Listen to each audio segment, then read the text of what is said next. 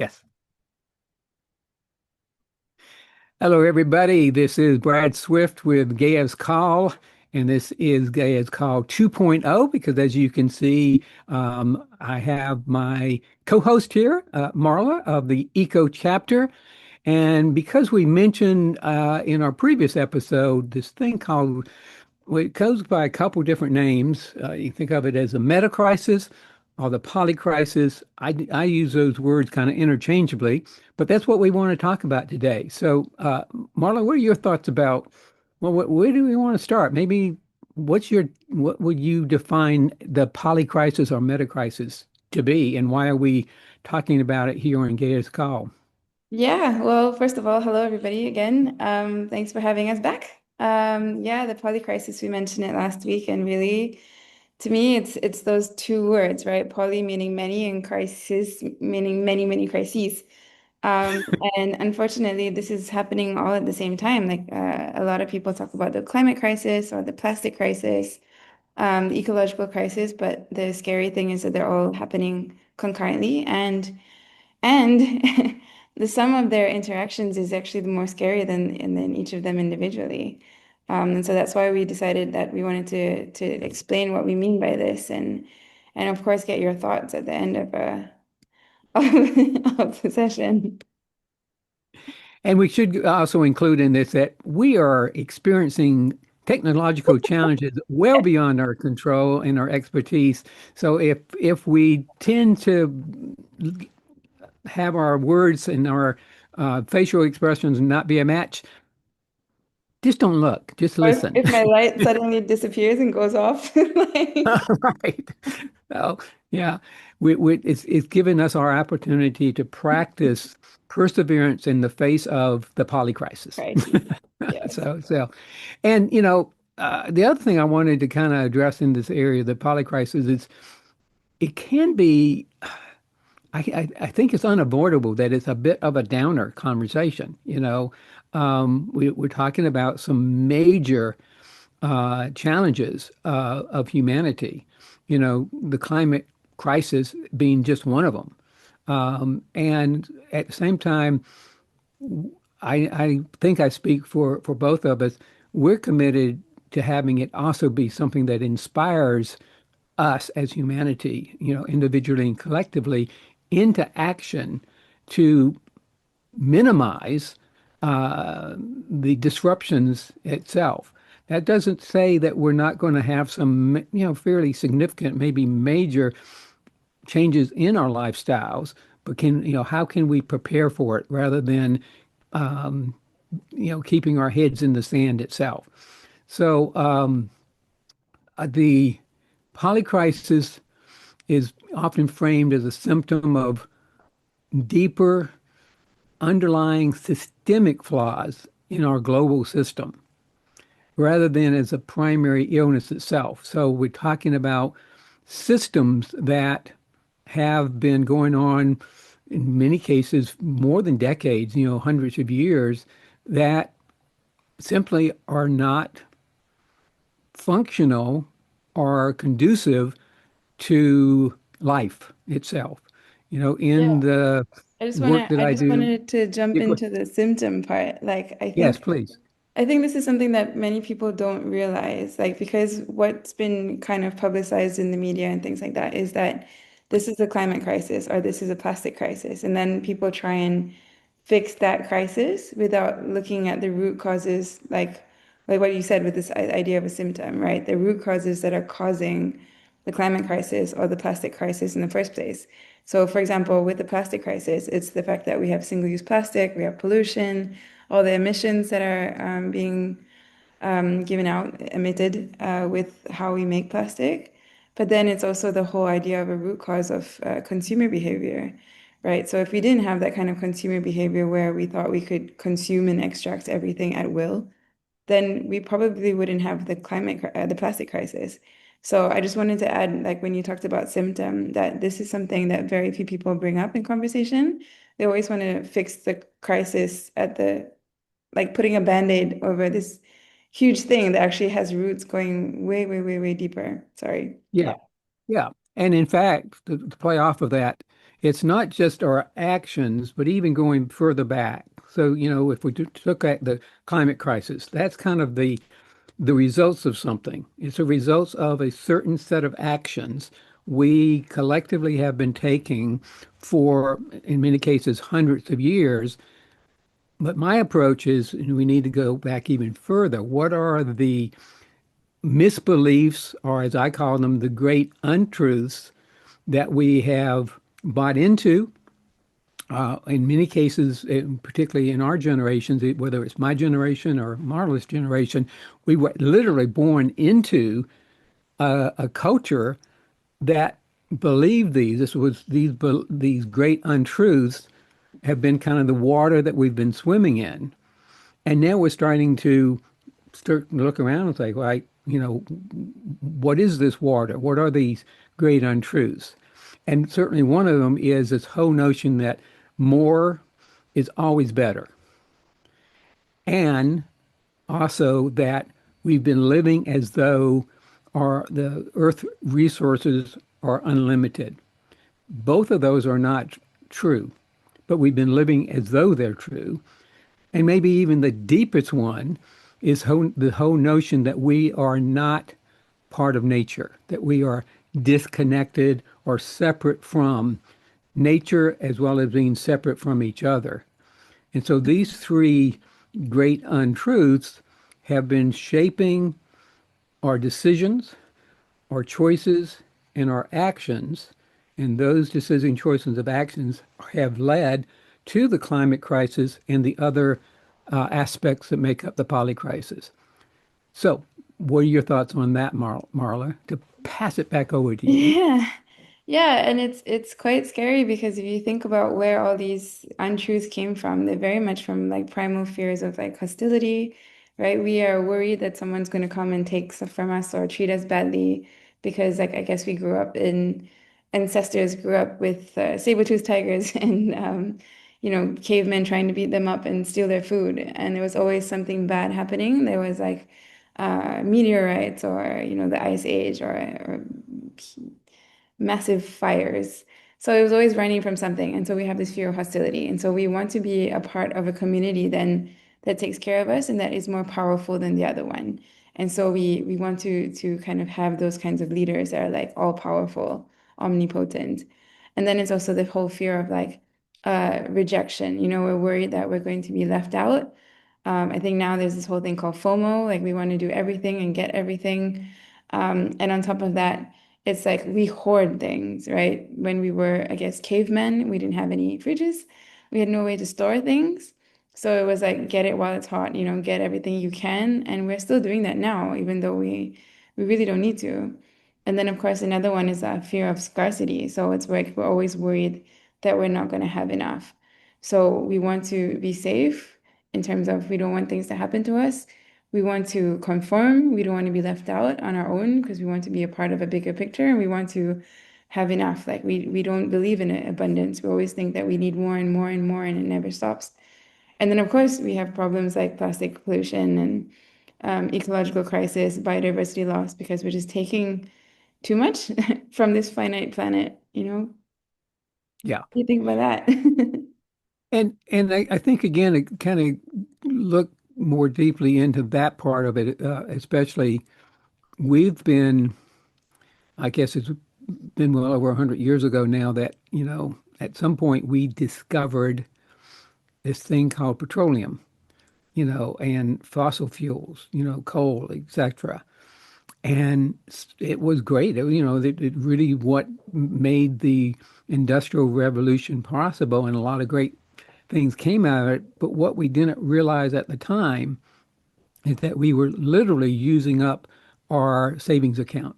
Yeah. So it's like going through your life, I can't remember where it was. It may have been in Jeremy Lent's book that I've been rereading. He was talking about imagine you inherited a large sum of money, but only could get a certain percentage of that. And you didn't like that. You wanted to have access to all of it. So you finagled around to get access to all of it, not realizing that you were using up the reserves. Yeah. And if you continue to use up the reserves, sooner or later, those reserves run out, and then you're in a fix. And Yeah. we're in that fix right now. Yeah, and I guess it's also because people don't think about where these things are coming from. I mean, our fossil fuels were the animals that d disappeared into the waters, in the what Carboniferous era, and our coal is the ferns and the trees that were on the land. And these are definitely finite resources because they were a part of time that, where all these animals died, and then they just became the fuels that we're using today, and that's why we call them fossil fuels. And all of these things were nature's gifts to us. Like they're free, natural capital that we've been sucking out of the earth and then, charging people lots of money to use.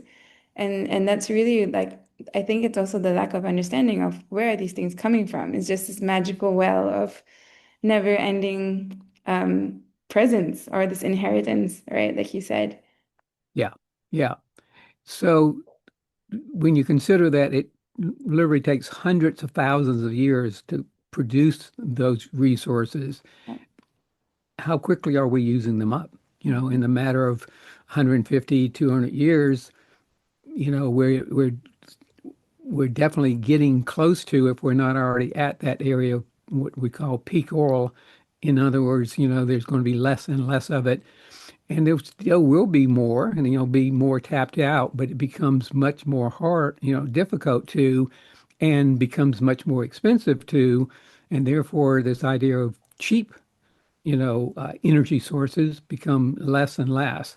And meanwhile, as I wake up every morning and say good morning and do a sun salutation to the sun, we've got a resource that bombards us every day with more energy than we could possibly use in a year, pretty much ignoring it. I mean, it's not like we're not doing some things in the area of tapping into that energy source, but not nearly like the energy and effort that we're putting in towards using up our savings account of the fossil fuels itself.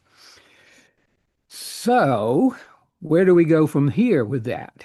Yeah, I guess it's really an understanding of we have limited resources and we're almost stealing resources from the next generations because we're using it up way, way faster than they can be replaced. And also to think about like what you said with the sun. I mean, ultimately, solar energy just gives people another excuse to use more, right? It's then going back to the root causes of why do we need to use so much electricity? Why don't we save more? Why don't we spend more time in daylight hours? I mean, I'm saying this, it's like 11 p.m. at night and I'm on the computer with the light on.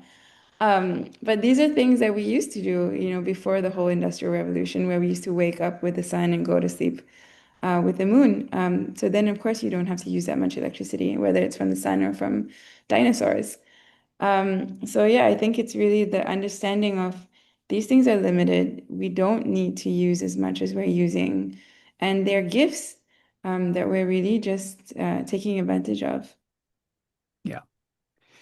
So the other piece I want us to kind of account for is these are difficult conversations to have. I know for myself, um, you can go a couple different directions with it. You can say, okay, that's beyond my control. Can't do anything about it. So I'm going to ignore it. Or the other is to go into eco anxiety or eco depression, which also, both of which tends to keep us from taking action. I think what we would encourage is to deal with it, to look at it straight on, and then look to see what actions you could take. And again, it doesn't have to be at a podcast. And it can simply be simple things that you can start to do and to make more people aware of the situation that we're in. Um, Yeah, I think a lot of people feel helpless because they also wait for somebody else to fix it. Some people are waiting for this technocratic savior to come and save us from ourselves. Some people are pointing fingers and saying the government has to do it or the corporations have to do it. or the scientists have to do it. But for me, I mean, personally, I felt really yeah, helpless when someone else is trying to fix everything, and I have no control of that. So it's really like, how do you empower yourself to be able to do something, whether it's big or small, it's still your life. You know, at the end of the day, we're all in this together.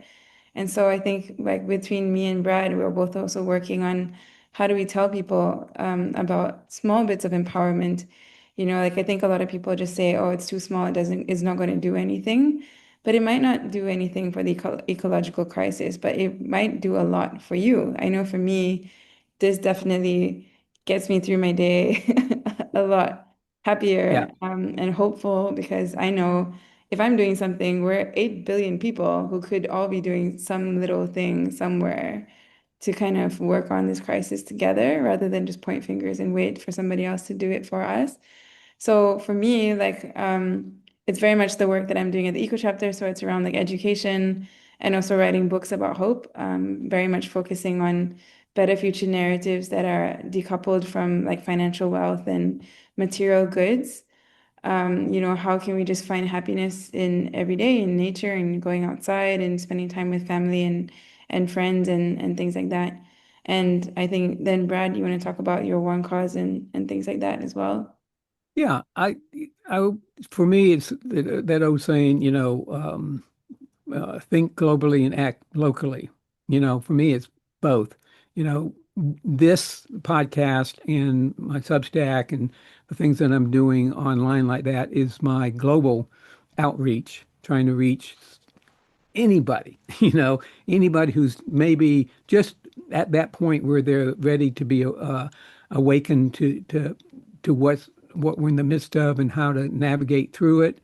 And again, for me particularly, I want to reach eco-conscious families who have young children anywhere from 10 to 18 years of age who can we can start to bring them up into a new paradigm of thinking. And then at the local level, I guess it's been a little bit over a year now. Ann and I would say it was earlier than that, but certainly in this past year, we've said, let's see what we can do to create our space here in the mountains of North Carolina as our loving homestead. And I'm very new to the whole notion of permaculture and things of that nature. But again, as I start to look at how can I live, take each day consistent with the great truths, the fact that we are not just part of nature, we are nature. There is that interconnectedness, that there is sufficient resources when we remember how to share. We are stewards of the earth, not dominators of the earth. So when working from those great truths, and how can I each day bring that to my decision making as to, you know, what to do and what not to do. So that's been my take on it, to make the difference that I can make and to keep in mind as much as possible that I'm doing it not for me, because, I'm fine and I'll probably be fine through the rest of my life. But I am keep looking at my 4-year-old grandson and my 2-year-old granddaughter and doing it for them and their generation and their children as well, when that they have a world that they can enjoy and be a part of, that that's the legacy I want to leave. Yeah. Yeah, so we really hope that you who's watching us, maybe you can write in and tell us like what are your little tricks and tips to get through this poly crisis? How do you get through eco anxiety? Are you writing? Are you drawing? Are you teaching kids about butterflies? Are you I don't know, what are you doing? Let us know. We'll be really, really happy to share some of your tricks and tips with everybody else too. Yeah, yeah. And if you know of people that we ought to be interviewing, and kind of bringing into the conversation, I think it's pretty clear. Marla and I don't have the quote the answer, but we are engaged in the questions. And if there are some people that can shed some new light on this, we'd love the opportunity to interview them. So let us hear about who you would love to have us interview and collaborate with as well. Yeah. And I think that's a wrap for today. Yep. So maybe we'll just sum up a little bit about the polycrisis, which is many different crises happening at the same time. So it's not just the climate crisis or the ecological crisis or the plastics crisis or the biodiversity crisis. Are there so many? It's all of them happening at the same time, and then the effects of all that cumulative pain and hurt and suffering all happening in our generation, in our lifetime at the moment. And it's also like, how do we deal with it as human beings, who are very part of natural systems, and we are also part of nature. And me and Brad are working in our little ways to solve the crisis in our spaces.